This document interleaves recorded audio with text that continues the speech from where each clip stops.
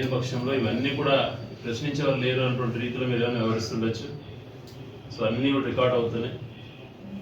ఎవరైతే తప్పు చేసి ఇట్లా సమాధానం వినే ఓపిక కూడా లేకుండా దానిలోకి ప్రయత్నిస్తున్నారంటే ఎంత దౌర్జన్యాలు అయిపోయినాయో ఒకసారి ఆలోచించమాట. అసలు ఆ కల్తీ మద్యం ఏమైందో ఇంతవరకు లేదు. ఇలాంటి పైన లేకుండా వీళ్ళే దగ్గరుండి పోలీసులే దానిలోకి పాల్పడించే విధంగా వ్యవహరించడం సరైనటువంటిది కాదు.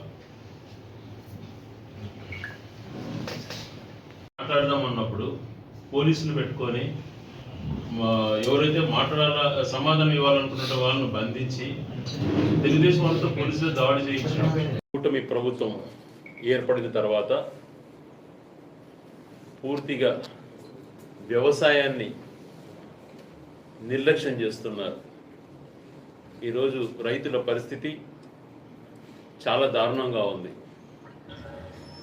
రైతుల పరిస్థితి ఎలాగుంది, వాళ్ళకి ఎలా మేలు చేయాలి అన్నటువంటి ఆలోచన చేయకుండా మేము మొత్తం రైతాంగాన్ని ఉద్ధరించేసాము, మీరు ఇంటింటికి వెళ్ళండి అని చెప్పి గౌరవ ముఖ్యమంత్రి గారు మాట్లాడుతున్నారు.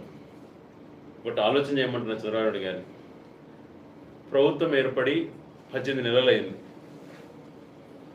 ఖరీఫ్ దాదాపుగా ఈ 18 నెలల్లో 2 సీజన్ల ఖరీఫ్ దాదాపుగా ఆల్మోస్ట్ చాలా ఎంత తగ్గిపోయింది అన్నటువంటిది గణాంకాలతో సహా చాలాసార్లు కూడా చెప్పాం. అన్నమయ్య జిల్లాలో అయితే ఖరీఫ్ 10 నుంచి 15% కూడా పంట వేసుకునేటువంటి పరిస్థితి. రైతులు సాగు చేయలేదు. 10 నుంచి 15% రెగ్యులర్గా జరిగేటువంటి దాంట్లో 15% కూడా వ్యవసాయ పనులు జరగలేదు. అదే రకంగా పండ్ల తోటల పరిస్థితి అయితే ఇంకా ఘోరం. మామిడి రైతు చాలా దారుణంగా ఇబ్బందులు పడ్డారు. టమాటా రైతులు దాదాపు 18 నెలల నుంచి ఏ 10 రోజుల్లో ధర ఉన్నది, కానీ దానికి ధర లేదు. ఏ పంటకు కూడా గిట్టుబాటు ధర లేదు. గతంలో ప్రతిదానికి కూడా ఎంఎస్పీ కేటాయించి రైతులకు తోడుగా ఉండే పరిస్థితి ఉంది.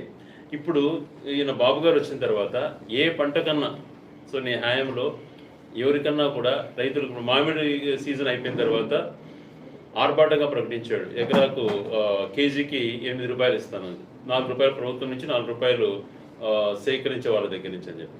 ఎంతమంది రైతులకు ఇచ్చేవాటి చెప్పేట పరిస్థితి లేదు. ఇచ్చేసామంటాడు. అరాకొరగా కొంతమందికి ఇచ్చి మొత్తం రైతులకు ఇచ్చినట్టుగా తను చెప్పుకోవడం.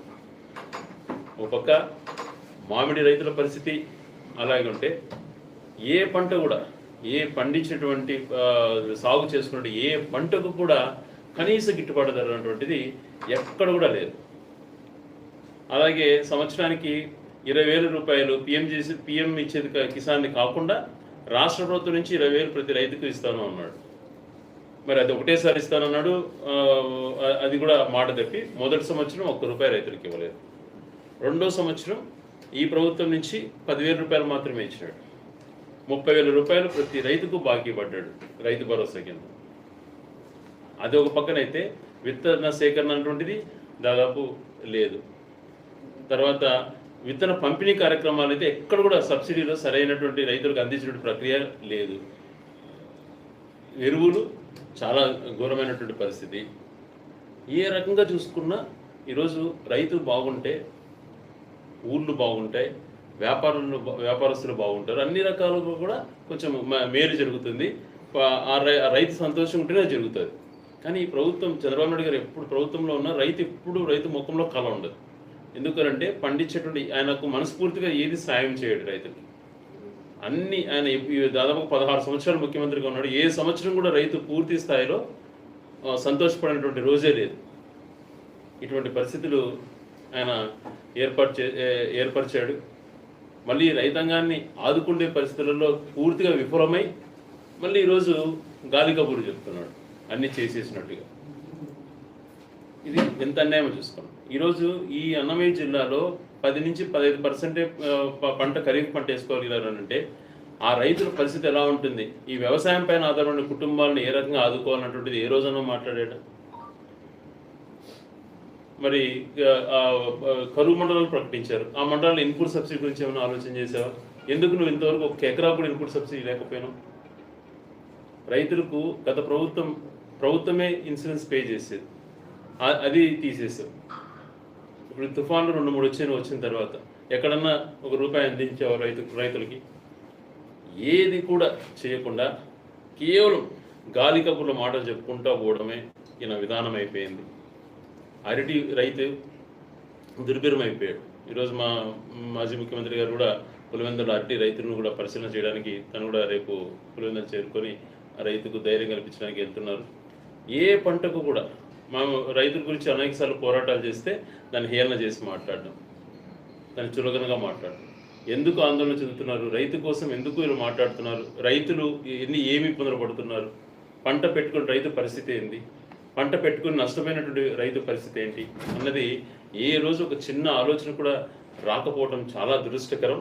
ఈయన వ్యవసాయం గురించి మాట్లాడడం, రైతుల గురించి మాట్లాడుతుంటే చాలా నవ్వు వస్తుంది అనమాట. ఏ రకంగా కూడా రైతును ఆదుకోలేక టోటల్గా విఫలం చెందాడు. అలాగే చాలా విషయాలు కూడా ప్రభుత్వం గమనించుకోవాలి. ఈరోజు రాయచోటి టౌన్లో చాలా పరిస్థితులు జరుగుతున్నాయి. మరి అధికారులు కానీ, ప్రజాప్రతినిధులు కానీ, మీడియా కానీ అందరికీ కూడా బాధ్యత ఉంటుంది వీటిపైన.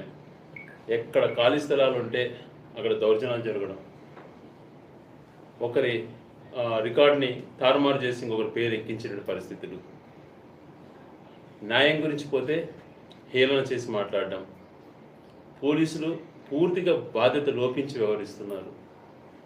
ఇన్ని గమనించుకోవాలి. ఇవి ఊరికే పోవి పాపాలు. భూముల్లో జోలికి వెళ్ళటం, దౌర్జన్యాలు చేయటం అనేటువంటిది చాలా దుర్మార్గం. ఒకటి కాదు, రెండు కాదు, అనేక కంప్లైంట్లు వస్తున్నాయి. వీటన్నిటినీ ఎప్పటికెప్పుడు అధికారుల దృష్టికి తీసుకెళ్తున్నా వాళ్ళు నిర్లక్ష్యం చేస్తున్నారు. చాలామంది కూడా ఎంతో బాధపడుతున్నారు. ఉన్న రికార్డ్స్ను తారుమారు చేయడం. అదేందో రాయచోటి ఒక జిల్లా హెడ్ క్వార్టర్స్, ఇక్కడ ఒక ఇన్ఛార్జ్ మనిషిని ఎంఆర్ఓ ఇన్ఛార్జ్ ఎంఆర్ఓ ఆ క్యాడర్ లేనటువంటి వ్యక్తిని, డిప్యూటీ ఎంఆర్ఓనో ఆ క్యాడర్ ఉన్న వ్యక్తిని జిల్లా హెడ్ క్వార్టర్స్లో ఎంఆర్ఓగా పెట్టి ఆయన ప్రజలకు ఇచ్చేటువంటి సమాధానాలు, ఆయన వ్యవహరిస్తున్నటువంటి తీరు ఇన్ని ఎందుకు గమనించలేకపోతున్నా నాకు అర్థం కావడం. గవర్నమెంట్ భూములను ఒక పక్క ఇదవుతా అంటే, మిలిటరీ పట్టాల రూపంలో ఇంకొక రకంగా జరిగిపోతా అంటే, ఎక్కడ చూసినా ఇదేనా? మహిళలు భూముల దగ్గరికి వెళ్ళి వాళ్ళ ప్రాణాలకు తెగించి ఇది తప్పు, మాకు రికార్డ్స్ ఉన్నాయంటే పరిశీలన చేసేవాడు లేడు. ఎన్ని రోజులు ఈ పరిస్థితి? ఇలాంటి జరిగినప్పుడు బాధ్యతగా వ్యవహరించాలి. రాజకీయాలలో పదవులు ఎవరికి శాశ్వతాలు కాదు.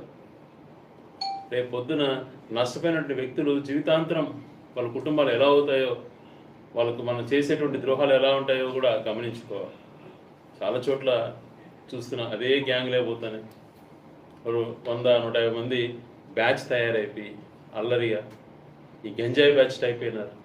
దౌర్జన్యాలు చేయడం, షెడ్లు కొట్టేయడం, ఏంటివి పనులు? ఒకవేళ రికార్డు పరంగా మీకు ఏదైనా కరెక్ట్గా ఉంటే దాన్ని చూపించి అధికారుల సమీక్షలో చేయాలి. కానీ అధికారులే ఎంకరేజ్ చేసి ఇంకొక వర్గాన్ని తరిమి కొడుతూ ఎవరికైతే చేయాలనుకుంటున్నారో వాళ్ళతోనే చేయించేసి కార్యక్రమాలు చేయించడం ఎంతవరకు? ఒకటి నిజంగా ఒక బిల్డింగ్, ఒక కన్స్ట్రక్షన్ డెమాలిష్ చేయాలంటే ప్రాపర్ ప్రొసీజర్ ఫాలో అవుతున్నామా లేదా అన్నటువంటిది ఎందుకు అధికారులు గమనించుకోవట్లేదో అర్థం కావటం లేదు. ఇప్పటికే దేశంలోనే ఆంధ్రప్రదేశ్ స్థాయి లా అండ్ ఆర్డర్లో చివరి స్థాయికి వచ్చింది. ఇంకా ఎంతవరకు దిగజార్చాలనుకుంటున్నారో అర్థం కావటం లేదు. పోలీసులు అధికార పార్టీ వైపు కాదు, ప్రజల పక్షాన్ని నిలబడాలి, న్యాయం పక్కన నిలబడాలి. పోలీసు వ్యవస్థ తప్పు చేసినప్పుడు భయపడించే విధంగా వ్యవహరించాలి. ఆ పరిస్థితులు దాదాపుగా లేవనిపిస్తోంది. ఇక్కడ ఎందుకు ఇవి వస్తున్నాయి? ఇవన్నీ రివ్యూ చేసుకోవాలి. పై అధికారులు ఆలోచన చేసుకోవాలి. ఒక గవర్నమెంట్ భూములు దగ్గర నుంచి ప్రైవేట్ ఆస్తుల దగ్గర నుంచి దేనికి భద్రత లేనప్పుడు ఈ పరిస్థితి ఇలాగే కొనసాగితే చాలా తీవ్రమైనటువంటి పరిణామాలు వస్తాయి. ఇది మంచి పద్ధతులు కాదు. ఎక్కడ ఇలాంటివి జరిగాయో విమర్శకు ప్రతివిమర్శ చేసి ఏదో మాట్లాడడం కాదు. జరిగేటువంటి వ్యక్తులకు, నష్టం జరిగినటువంటి వ్యక్తులు ఎవరెవరైతే ఇట్లాంటి కాంట్రవర్సీ అన్నీ కూడా ఒకసారి అధికారుల సమక్షంలో కలెక్టర్ గారు, జేసీనో ఆ స్థాయిలో జరగాలి. మరి డిఆర్ఓ గురించి అనేక రకాలుగా ఏందని చెప్తున్నారు. ఆయన కూడా ఏది సరైనటువంటి బాధ్యతగా వివరించట్లేదని. వీళ్ళకు అధికారులకు ఆ బాధ్యత లోపించినప్పుడు వ్యవస్థ నిర్వీర్యమైపోతాయి. ఇది మంచి పద్ధతి కాదు. ఎన్ని రోజుకు 5-6 చూస్తున్నాం. ఆ బ్యాచ్ ఏదైతే ఈ గంజాయి బ్యాచ్ ఉందో వీళ్ళే పగలగొట్టడం, వీళ్ళే తరలించుకుపోవటం, ఎక్కడో పక్క ఊళ్ళో పెళ్ళిళ్ళు జరుగుతుంటే పోయి దళితుల పైన దాడులు చేసి కొట్టడం. ఎక్కడికి పోతున్నారు? ఎక్కడికి తీసుకెళ్లాలనుకుంటున్నారు? కాబట్టి దీన్ని సమిష్టిగా అందరూ కూడా బాధ్యత తీసుకుందాం. ఇలాంటివి రిపీట్ కాకుండా ఇట్లాంటి పనుల కోసం ఏర్పడే గ్యాంగులను అణిచిపడేసే విధంగా కార్యాచరణ కూడా తయారవుతుంది. మంచి పద్ధతులుగా ఉండాలి. సామాన్య మానవుడు ధైర్యంగా బతికేట పరిస్థితులలో ఉండాలి.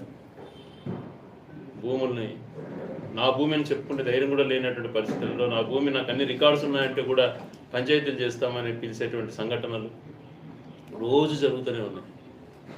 సో ఇవన్నిటికీ ఫుల్ స్టాప్ పెట్టాల్సినటువంటి పరిస్థితికి రావాలి. సో ఏదైతే ఇప్పుడు ఈ డెమాలిష్ చేసి దౌర్జన్యకరణ చేస్తున్నారో వాటిపైన ఎంక్వైరీ జరగాలి. న్యాయం ఎవరుకుంటే వాళ్ళకి చేయండి, రికార్డ్స్ పరంగా ఎవరుకుంటే వాళ్ళకి చూడండి. అంతేగాని అప్పటికప్పటికి ఆ రికార్డులు ముందు కాకుండా టెంపరీగా రికార్డులను తారుమారు చేసేసి రెవెన్యూ అధికారులు అలాంటి చేయటం చాలా దురదృష్టకరమైన సంఘటనలు జరిగినాయి. సో ఈ కొత్తగా పాత రికార్డ్స్ని తారుమారు చేసి ఇప్పుడు కొత్తగా ఎక్కించేటువంటి రికార్డ్స్ అన్నీ కూడా నోటెడ్ అయి ఉంటాయి. భవిష్యత్తులో ఎక్కడున్నా కూడా తప్పు చేసిన వాళ్ళు ఎక్కడికి పోయినా వాళ్ళ శిక్ష ఖచ్చితంగా ఉంటుంది వాళ్ళకు. సో దయవుంచి అధికారులను కూడా వాళ్ళు దగ్గర పెట్టుకుని పనిచేయమని చెప్తున్నాం. మంచి న్యాయం అనేది ఆలోచన చేయమంటున్నాం. మీ స్వల్ప ఆదాయాల కోసం దిగజారి వ్యవస్థను ఇది చేసి కుటుంబాలను నాశనం చేయకండి. మంచి పద్ధతులు అవలంబించండి. లేని పక్షంలో ఇవన్నీ కూడా ప్రశ్నించేవారు లేరు అన్నటువంటి రీతిలో మీరు ఏమైనా వివరిస్తుండొచ్చు. సో అన్నీ కూడా రికార్డ్ అవుతున్నాయి.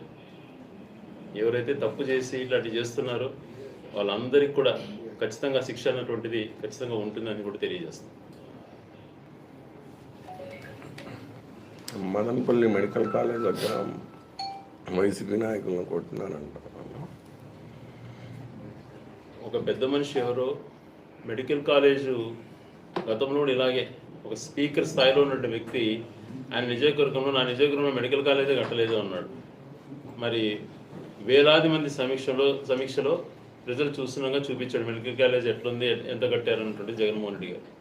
ఈరోజు మదనపల్లి మెడికల్ కాలేజ్ గురించి ఏదేదో మాట్లాడితే దాని గురించి మాట్లాడదామన్నప్పుడు పోలీసులు పెట్టుకొని ఎవరైతే సమాధానం ఇవ్వాలనుకున్న వాళ్ళను బంధించి తెలుగుదేశం వాళ్ళతో పోలీసులు దాడి చేయించడం సరైనటువంటిది కాదు అనేది వాళ్ళు ఆలోచన చేసుకోవాలి.